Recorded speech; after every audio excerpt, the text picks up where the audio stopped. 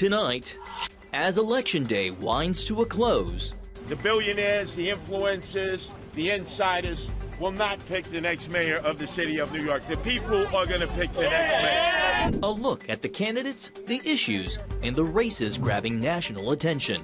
Plus, President Trump calls it the most important Supreme Court case ever.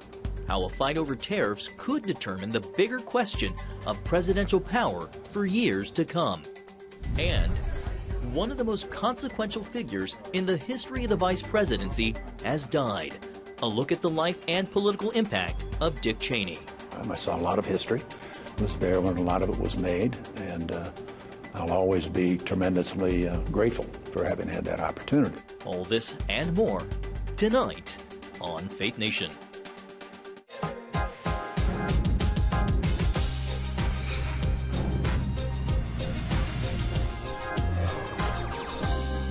History in the making tonight, with voters determining the outcome of what's shaping up to be a significant off-year election cycle. Welcome to Faith Nation from Washington. I'm John Jessup. Well, polls began closing in a matter of hours for several key races across the country, giving us the first glimpse at the electorate with President Trump back in the White House. As CBN News has reported, there's a lot of interest in this off-year election cycle, resulting in an uptick in attacks, including bomb threats and swatting that briefly disrupted some sites. Fortunately, none of them appeared to be credible.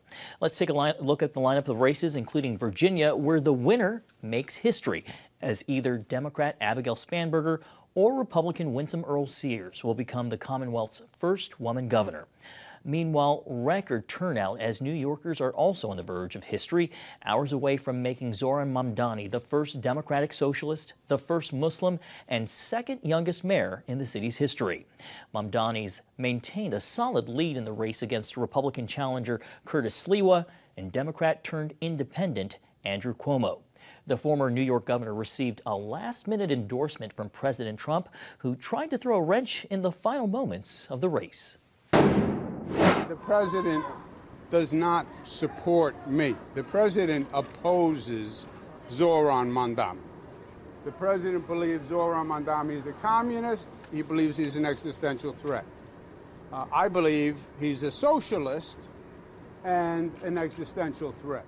The MAGA movement's embrace of Andrew Cuomo is reflective of Donald Trump's understanding that this would be the best mayor for him. Not the best mayor for New York City, not the best mayor for New Yorkers, but the best mayor for Donald Trump as his administration. We are also awaiting the results of another major race taking place in the Garden State as New Jersey elects its next governor. And later this evening, Californians weigh in on a redistricting battle that could determine the future of Congress ahead of next year's midterms. Well, you can watch our election coverage tonight, streaming live from 9 to 10 Eastern on YouTube. Join our CBN News team for real-time results, expert analysis, and reaction from across the country. Well, voters went to the polls feeling the pain of the government shutdown on their minds. Lawmakers on both sides now say they're hopeful Tuesday's outcome will be the push Republicans and Democrats need to shift their strategy. Joining me now, CBN Capitol Hill correspondent Michelle London. London, at 35 days, we're now on the verge of the shutdown, breaking the record as the longest in history. Can you talk about the latest after today's 14th failed vote to reopen the government? Well, John, good evening to you. One day after the Trump administration announced it would use emergency funds to partially cover benefits from SNAP, the president posted this to his Truth Social today, that SNAP funding will only be given when Democrats open up the government and not before. Late yesterday, the administration announced the Department of Agriculture would tap into the emergency funding of roughly $4.5 billion to cover at least half the SNAP benefits for recipients. Funding for this ran out on November 1st when two federal judges ordered the Trump administration to use that federal funding. It's all causing debate on the Senate floor from both sides of the aisle. Take a listen. There's damage done mentally and physically to all of the adults who are funded in this program. Food deprivation is not a correct strategy for any government in the United States of America. Want to end the food assistance cliff? It's easy. Pass the clean bipartisan continuing resolution. Democrats should vote for it immediately. Yeah, and the shutdown is also causing a growing frustration in major airports with long wait times and canceled flights for travelers. More than 13,000 air traffic controllers and 60,000 TSA agents are not getting paid. That's according to the FAA, and many are calling out sick. Take a listen to what one traveler in a Houston airport was up against. We missed our original flight, so we came here around 2.5 hours in advance, and the lines were to outside. So we had to wait around, or we would have had to wait around 5 to 6 hours to get into the actual airport itself. Meanwhile, on Capitol Hill earlier, John, as senators just wrapped their 14th attempt to open the government, lawmakers have also been discussing extending government funding until December or January. Speaker Mike Johnson and Leader Thune told reporters that they're more in favor of a January end date. Also today, bipartisan talks around extending Obamacare subsidies that would prevent health insurance premiums from skyrocketing. One of those proposals would extend the benefits but place an income limit on who can qualify. John. It seems like a lot of movement. We'll see if it actually takes root. CBN's Michelle London. Thank you, Michelle. Well, the Supreme Court on the other side of Washington is gearing up for what observers call a blockbuster legal showdown. Justices are set to hear a major case Wednesday challenging President Trump's use of emergency powers to impose global tariffs. Now, Trump says the policy is central to his economic agenda and warns that striking it down could be economically devastating. Opponents argue the tariffs have driven up costs for American consumers and businesses and exceed the limits of the president's authority. Joining us now is Brad Jacob, Associate Dean and Professor at Regent University School of Law. Brad, welcome back to you. So the president had teased that he might attend oral arguments. He's since backed off. But from the outset, can you build a framework for us? Explain what's at stake in this case. Well, the president is claiming that he has emergency powers to set tariffs with foreign nations. There are so many legal questions around this. One is, are we in the sort of emergency that he talks about? But a more fundamental question is, does the president have any power to set tariffs, which are taxes? And the Constitution is very clear that it is Congress that has the power to tax, not the president. And so there's a lot of different directions the court could do here, but the president has made it very clear that if the court says he does not have the power to unilaterally set and change tariffs, which he's done, as we know, a lot of, that he views this as a disastrous outcome for the United States. Brad, I think one of the central issues that you hit on is tariffs. Many economists, many legal experts see tariffs as a tax. The president, his administration says it is actually just using or regulating foreign affairs. So how do you understand the International Emergency Economic Powers Act? What's your reading of that? Well, it doesn't use the word tariff. It does say that when there is an emergency, the president may regulate foreign trade. It did not specifically give him a power to tax. One of the problems is these tariffs are not being paid by the foreign governments that the president claims we have an emergency with.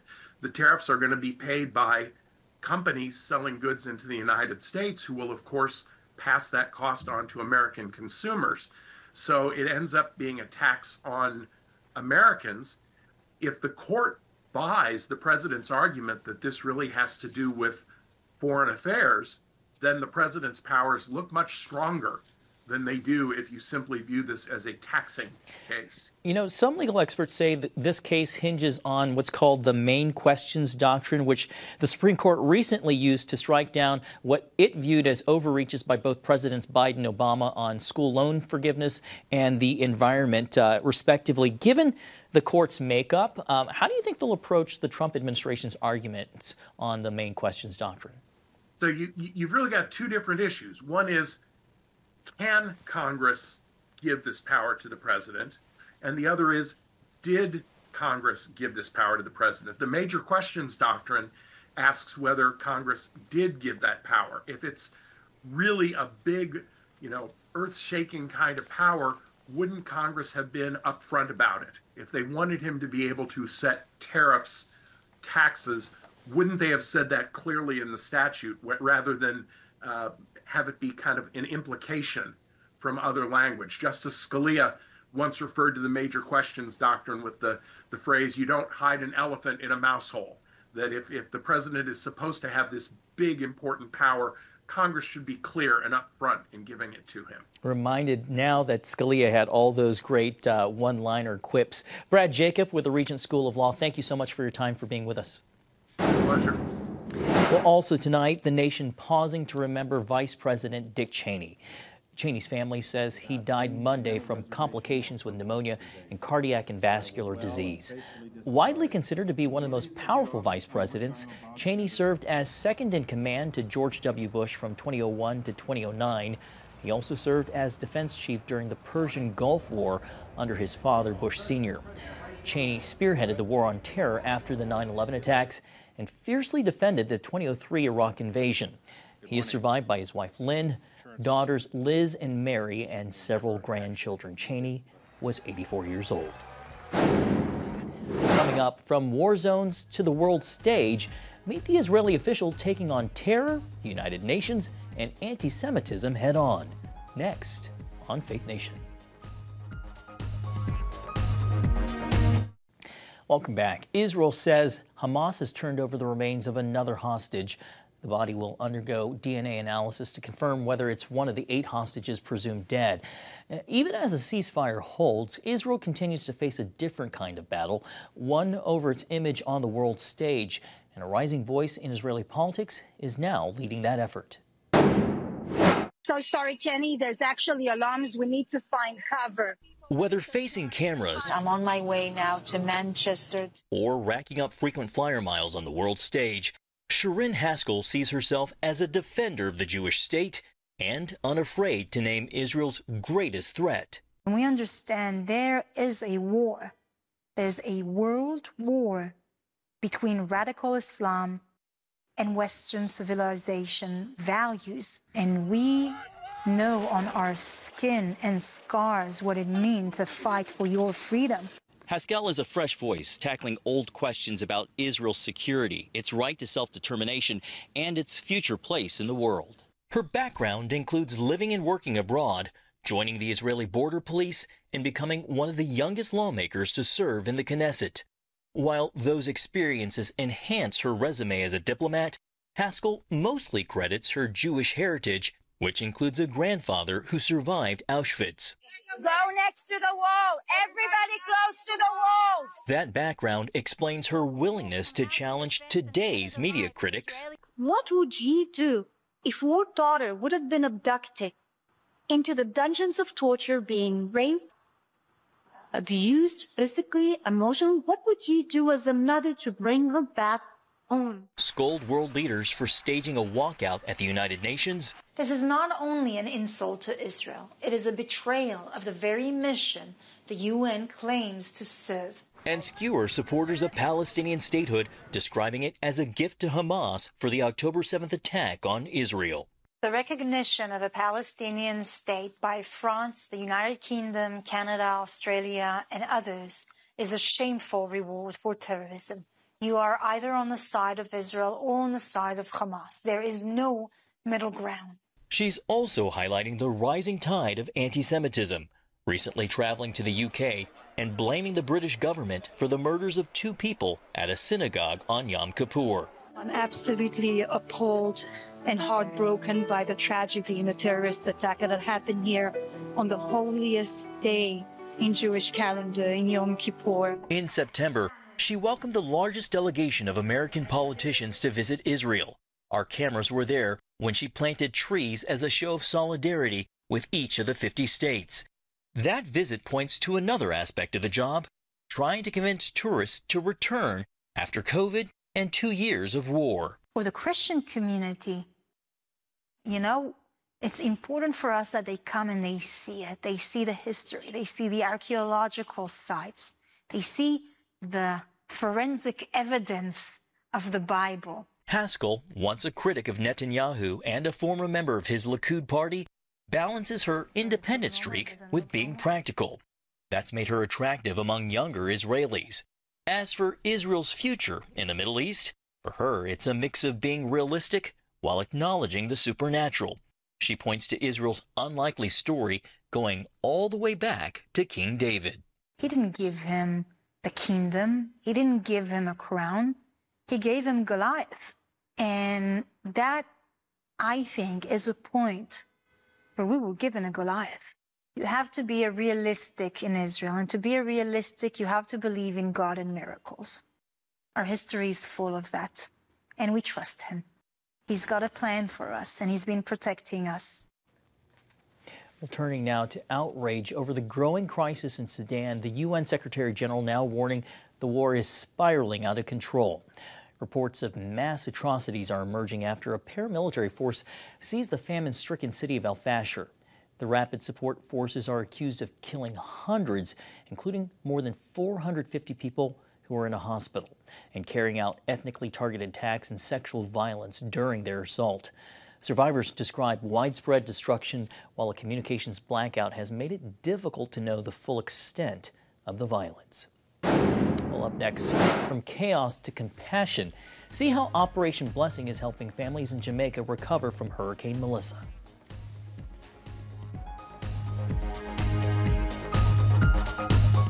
Welcome back. Communities across the Caribbean are still reeling from Hurricane Melissa. In Haiti, officials say the death toll has climbed to 43, with at least 13 people still missing. And in Jamaica, crews are working to reach more than 24 areas that have been cut off since the Category 5 storm made landfall last week. Well, let's bring in CBN's Operation Blessing, which is on the ground in Jamaica, providing critical aid. We now have OB Senior Development Manager Jorge Prats, who joins us for more. Jorge, can we start off with what you're seeing on the ground? Where is the greatest need, and how is CBN's Operation Blessing responding? Yeah, firstly, thank you for receiving us. We arrived here a few days ago, and we immediately saw the devastation. Even in Kingston, which is what was at the time the only airport open, we saw some of the devastation. And driving over to Mandalay Bay and the surrounding areas, it was evident that what passed through here wasn't just a storm; it was a really, really strong Category 5 hurricane. It passed through the island in a very slow pace, so it really damaged a lot of the neighborhoods. All the water supplies are contaminated. We've been doing some tests with waters and it's contaminated. So that's the basis for life, right? So imagine where it all leads to. You just mentioned the water supply that's contaminated. I know that you're working to restore clean water, expand feeding programs, and provide medical care. Can you talk about the impact that will have there in those communities that you're serving? Yes, sir. I mean, the flood water came into the homes and completely damaged everything from the ground up, right? So families lost everything they had. They lost their furniture, they lost their clothing, they lost their fridges, they don't have any power, they don't have cleaning and running water at home. Many of the businesses are also damaged or destroyed. The harder to reach areas up in the mountain, those areas, there's some areas still today, almost a week in, that have not been reached by anyone. And that's something that we are also trying to do, providing clean water, food, medical attention, solar lamps, water filtration systems for homes and little ones that are a bit bigger that we can provide for police officers and first responders. And we're trying to make up a package, and we're delivering that package to pastors that we know from before the storm, and local pastors, our church partner here also knows pastors that are in those areas. We've had pastors that drive 3-4 hours to come here to get some water and food, So imagine how desperate and how lonely they are up in those mountains. So it's very important for Operation Blessing to be here, reaching those very hard to hit areas. The geography here in Jamaica, in terms of community structures, is very similar to the mountain sides of the U.S., right? Where you have very small communities up in the mountain that don't really communicate to each other. So the mission here is really going for the one community at a time, the one pastor at a time, so that church that we can, the church is gone, but that house of a pastor that maybe can help as a beacon of hope in a situation like this. A final question for you, two-part. Can you talk about what you're hearing and what you're seeing from the people that you're helping? You said sometimes it takes hours for them to reach you, so just curious to see what they're saying and what that interaction is like, and then also remind viewers what they can do to help if they want to assist in what Operation Blessing is doing. Yeah, of course. So the pastors that are coming here and the brothers and sisters from the churches that are coming here, they say that they're forced to come because no one has been able to reach them. So we're also, this is a way of reaching them. They've had to do lines for gasoline for a few days just to be able to fill up the tank and get to us. And it's the same for us. We're filling up our tanks and going to those communities also actively. So we're trying to meet them halfway. We're trying to go all the way. It's just the situation is very, very, very dire. Right now, the information coming in, even for us here on the ground, is not certain. Some people say they're going to recover a lot quicker, but from what I'm seeing here, and obviously my expert opinion on hurricanes and other disasters that we've seen, it's going to be a long, long road to recovery. All right. I mean, we're talking, yeah. And for folks that want to donate and support Operation Blessing, they can go to OB.org. All right. And yeah, your contribution is going to come directly to families in Jamaica that have survived, and now they're trying to get some normalcy back. Okay. They're cleaning their homes, Jorge, get back to work. Unfortunately, we are out of time. We so appreciate you making time for us and so appreciate the work of Operation Blessing. Thank you so much. God bless you guys. Coming up, how a pair of Texas sisters is defying the odds. Well, finally tonight, a pair of sisters is continuing to beat the odds side by side. When twin sisters Jimena and Scarlett were born back in 2016, they were conjoined at the pelvis. Their family elected for a 12-hour separation surgery that doctors warn could prevent the girls from ever walking again. Pardon me, but nearly 10 years later, the girls, as you can see there, are now walking, posing, and cheerleading together in a statewide competition. Their mom thanks everyone who cheered them on over 10 years. I'm not gonna forget this because the people here always were there for us. When we cry, they cry with us. We never felt alone. She believes the girls are an example to other children with medical conditions to never give up. Sorry, I got a little choked up there. Thanks for watching Faith Nation. We hope you join us right back here again tomorrow. Good night.